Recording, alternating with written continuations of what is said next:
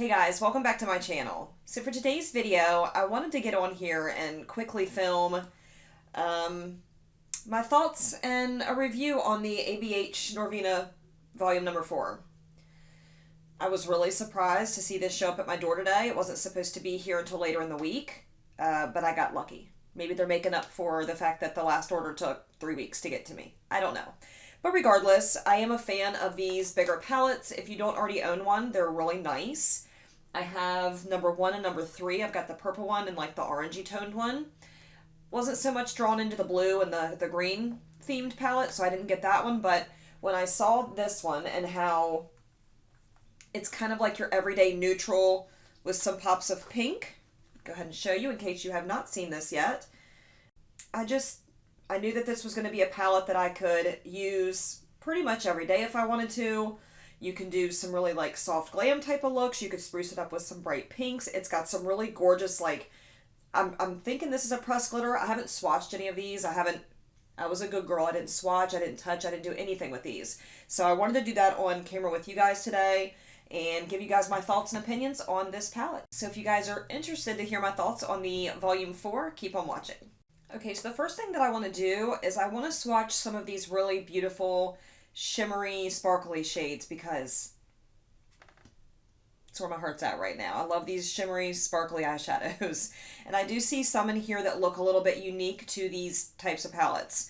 So I think I'm just going to do one of these numbers. And we're just going to swatch some of these. We'll do A1, which is this beautiful, like shimmery, sparkly gorgeousness up here. And then we can swatch the one right next to it. And then the one on the end here. Let's swatch those 3. All right, here's A1. This one feels very buttery-like. Buttery-like. Is that a description? Takes a little bit of building up. It's a really pretty shade. I would say this is more of like a topper, not so much like a shade to use all on its own. Right next to that, A2, looks like another kind of topper shade almost. Really pretty duochrome. It's pink and it looks like it shifts a little bit blue. Okay. And then that shade on the end there, A5, is more of like a pinky nude shade. We'll give her another pass there. Really pretty. I hope this is translating okay. All right, the next one that I want to swatch, I don't want to swatch all of them because that's just ridiculous. The next one I want to swatch is C3. That's this really beautiful purple here, but it looks like it shifts a little blue when you're looking at it in the pan. I don't know how well that translates on camera. So I do want to swatch C3. I'm a little spoiled because I do like these types of shadows, so I do own some very stellar eyeshadows from different indie brands, and they are where it's at when it comes to duochromes and multichromes. If you haven't seen my most recent video swatching Divina Cosmetics, check that out. So anyway, this is not any of those other brands. This is ABH. This is their formula, and they just do things a little bit differently. This isn't the out of this world shiny sparkly like I'm getting accustomed to and getting spoiled with. This is C3. And that's another little duochrome. It looks, actually it's purple with a pink shift to it. E3 on the bottom down here is definitely a pressed glitter. I don't know about this one down here though. I'm not really sure about E2. So I want to swatch that one. We'll see what that one's all about. Oh, that one is also a pressed glitter. Ooh, but that's pretty. I don't wear a whole lot of pressed glitters just because they can kind of be a pain in the rear. But that, my friends, that is really pretty. I could definitely see myself getting down with that one. The camera can't really pick up how much that's sparkling and the different colors in it. It looks like a rainbow, like rainbow glitter. I don't even know if that's the right terminology. Let's do the one right next to it too, just because. Oh. Okay. They almost feel like they're in like a Vaseline type of base or something, but when you swatch them, You don't get any of that residue on your hands. It's really odd. Those are really pretty though. So I do want to come up with an eye look today, you know, just have a little bit of fun with it, see what I can come up with. Now, when it comes to these shadows, like I said a few minutes ago, I do already own 2 of the bigger palettes like this, so I know what to expect when it comes to the quality. They are not like their normal, like regular palettes. These are totally different. The formula is completely different with both the mattes and the shimmers. You know, normally with ABH shimmers, we're used to them being very foiled, very shiny, very, just the wow factor is there with, normally with the Anastasia shimmers. Not that it's not here in some sense with these, but just in a different way. These aren't as rich, these aren't as foiled, they're just not giving me that wow factor.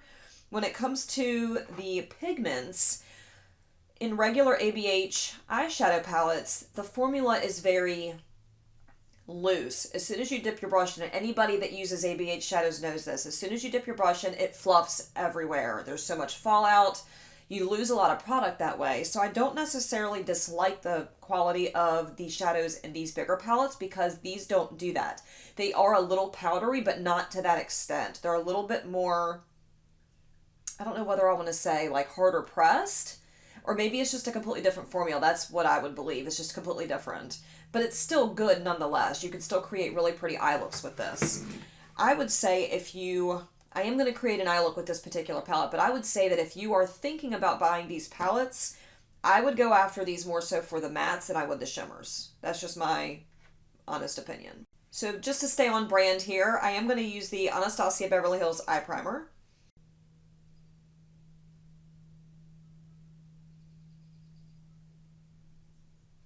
Okay, so I'm kind of thinking that I want to do something that's going to be a little fun, a little sparkly, okay? Maybe what I'll do, I want to do a combination of some of these outer shades out here. So some of these like nude shades, but then I want to tie in maybe like a pink and then maybe this really beautiful pressed glitter. I don't know. I'm looking at this palette and sometimes I get a little overwhelmed because there's so many shadows and I'm trying to come up with a cohesive like color story for my eyes and then I just get stumped. So that's the only downside in my opinion to a bigger palette like this, is that it can be a little overwhelming. I'm not exactly the most creative person on the planet, so that it's a little difficult for me. All right, so the first shade that I'm going to go in with is A4.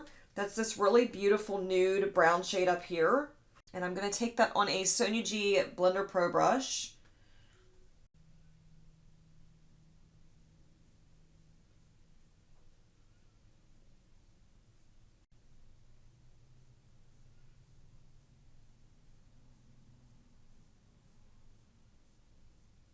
Okay, now that I have that laid down as my transition shade, if this were one of the other palettes, that would have been a lot darker. There would have been a lot more pigmentation. I think with these types of shadows, you really just have to build them up to get them where you want them. So that could be good for some certain people that aren't used to having those really heavy, you know, pigmented shades. For me, I kind of like when they're that pigmented because I don't know why, but I feel like they give me the depth and the intensity that I want. With these, I feel like I can keep building and building and building, and sometimes I just don't get there. But we're not done yet with the eye look yet, so not really sure how this is going to end up. Okay, the next shade that I want to dip into is this really beautiful, like muted, I don't know what this is. Maroon? Muted maroon? What is this? Muted pink? I don't know. It's pretty. I want to use that shade. It's like a rose shade.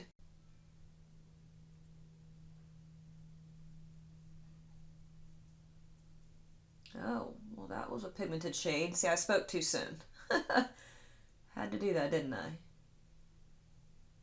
I'm using an Esam S33 brush. This is a newer brush to me, so I'm still trying to like find my footing with it and see what I think about it. So far, I've really liked it. I think they make good brushes. I'm just trying to give like a wash of pink.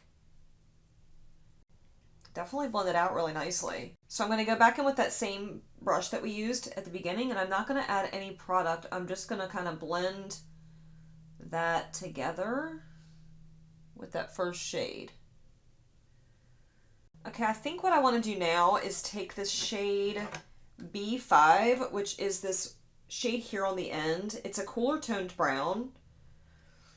And I want to start putting that deeper in the crease to build up some more depth. And to do that, I'm going to use my Sonia G Mini Booster Brush. This is really good if you want to get like right in that crease area. And I do.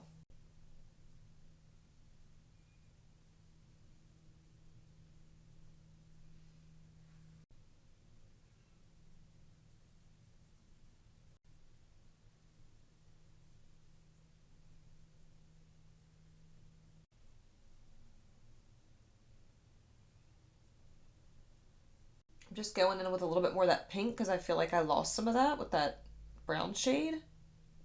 I feel like I have it built up pretty much where I want it so far.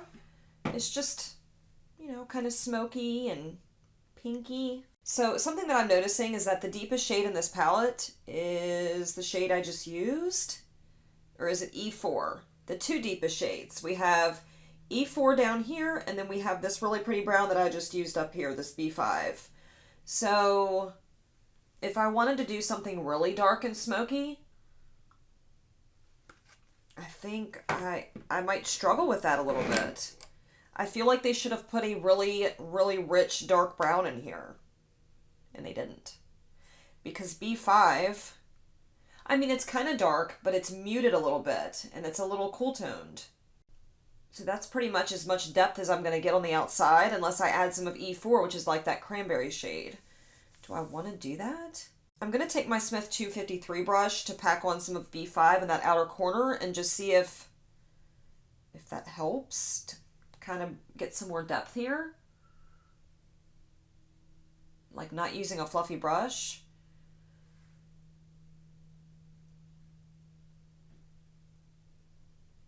Yeah, I do think that helped a little bit. Now I'm going to take E4, which is that really dark shade here. What am I going to do with E4? Let's just start placing it here, I guess.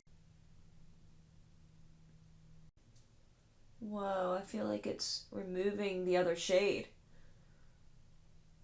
a little bit. I just don't know where to go from here other than putting that pressed glitter on my lid. I don't know what else to do. I mean, I could use one of these like really pretty sparkly shadows up here.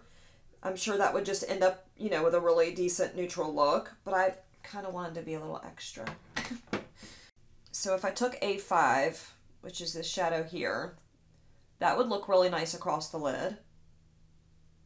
I don't even know if I would like this one. I don't even know if this sparkly shadow is the way to go tonight. Yeah, we're going to do it. We're going to do the pressed glitter just because. Because it's here. It's here, and why not?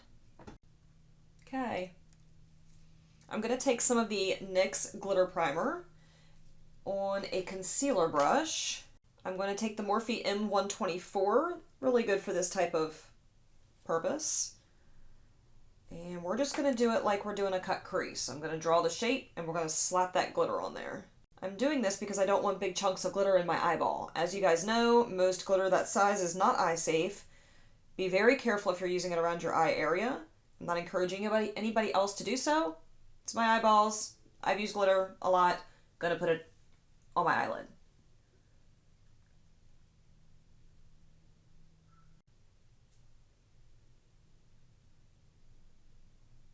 I'm gonna pick it up with that same brush and we're gonna start stamping that on.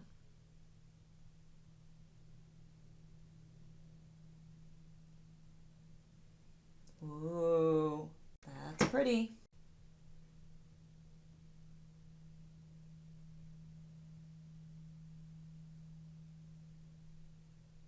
Maybe I should just use the finger.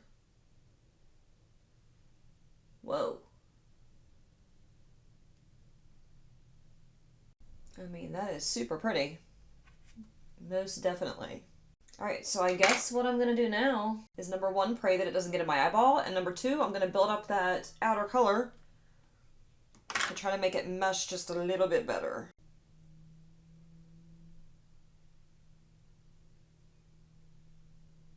Super pretty. Okay, I'm going to repeat this on the other eye. I'm going to do some lashes, maybe throw some of these colors underneath the eyeball, and then we'll wrap up this video and I'll give you guys my final thoughts on this palette. Alright guys, so this is the finished eye look after I put stuff on the lower lash line. I just smoked out the same colors up top, underneath. And then I took the LA Girl gel liner in Whiten to just kind of brighten up that waterline a little bit to make my eyes pop. I'm not disappointed with the way this turned out. Maybe I need lashes. Let's throw on a pair of lashes. Maybe it'll help give it that wow factor I'm looking for. I do think that the pressed glitters are really pretty. However, I'm a little nervous about them falling into my eyeballs. But they are really pretty. Alright guys, so this is the finished look after I threw on a pair of Ardell Demi Wispies. It's a really pretty look. I mean, I like the way that it turned out. I'm really on the fence with this though. It's not that I don't like this palette. I think this palette's really pretty. I think that you could probably get a lot of different eye looks with this. But I'm just not as creative as a lot of other people might be with different colors. So this was the look that I immediately gravitated towards. You know, I like those sparkly shades. Again, one of the major pitfalls with this palette is that there's nothing that's so deep that it's going to give you that like this is as deep as it gets. It's not going to get any deeper than this. And that's okay. I mean, I just want you to be aware that if you're considering picking up this palette, this is as deep of an eye look as you're going to be able to achieve, just because there is no other darker brown. Like, this is it. It is really pretty. I think that the colors blended really easily together. I didn't have any problem there at all. If you're more used to the original Anastasia Beverly Hills formula and you have not tried this type of palette yet, their pro palettes, you're going to probably be in for a little bit of a shock just because they are totally different formulas. They are not as pigmented, and it's just not the same. They're just totally different. So overall, if I had to rate this palette from like A to F, I would say I would give it a solid B, just because it's not my absolute favorite formula, especially as far as the shimmers are concerned. I love Anastasia's original shimmer formula. It's to die for. That's why I have so many of her original palettes. So I do wish they would just stick with the regular shimmers in this palette.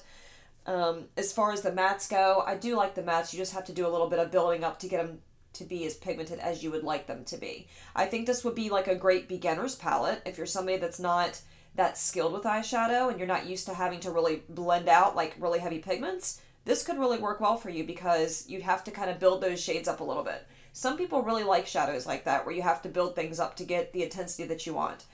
And I do too, to a degree. I don't like to work too hard. So anyway, again, I would give it a B. I do think it's a decent palette. I'm not regretting the fact that I purchased it. I like that I have this to add to my little collection.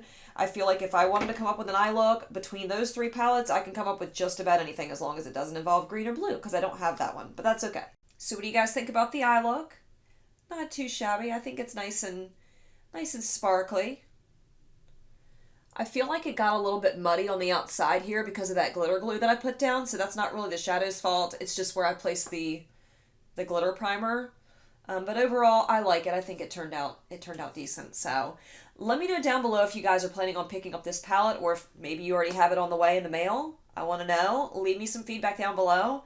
Make sure if you're not already subscribed, you go ahead and hit that subscribe button. Ring the notification bell while you're at it. That way you don't miss any of my future uploads. And I'll see you guys in the next video. Bye.